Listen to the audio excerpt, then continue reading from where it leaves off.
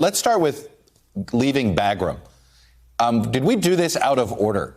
It was interesting to me, Courtney Kube reminding me that if you count handing Bagram over as sort of the end of the military role in this, well, then the intelligence community was right. Basically, the government lasted a month. Is that a tell that we did this in the wrong order?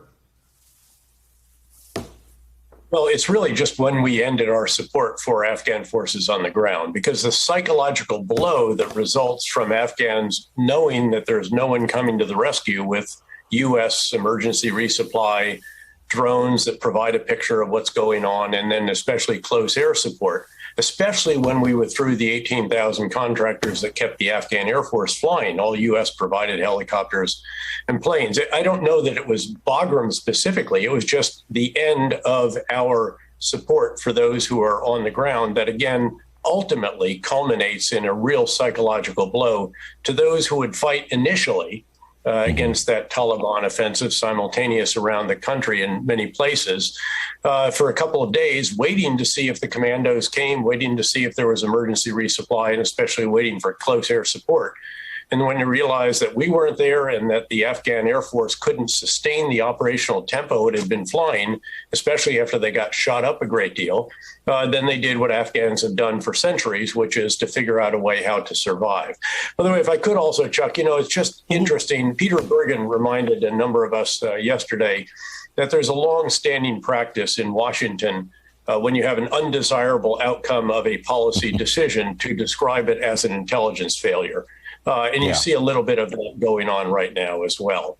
But let's recognize there were alternatives. A number of us have put forward alternatives for a number of years, which is to try to get to what really Vice President Biden was seeking many years ago, but was not possible then because we didn't have the constellation of drones, the armada that we can put up in the air nowadays, which was a light footprint. We had 2,500 to 3,500 troops. The coalition had 8,500. We had 18,000 contractors. Was that not sustainable? You haven't had a battlefield loss in 18 years. But again, that's for later, I think, right now. The focus now is how do you ensure that we get the Americans out?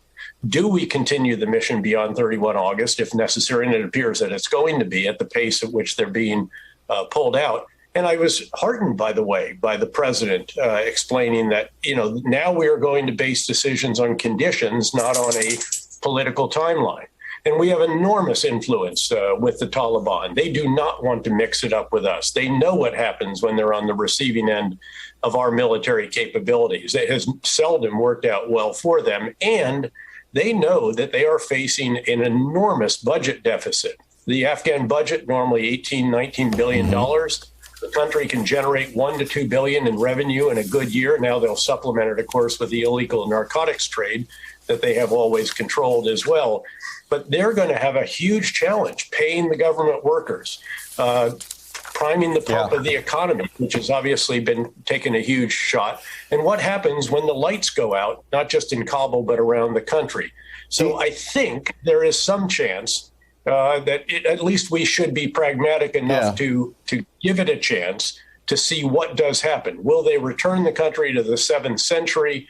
And a fundamentalist interpretation of Sharia law, or are they going to be a bit more pragmatic in the hope that they can get that economy going again and actually pay their workers?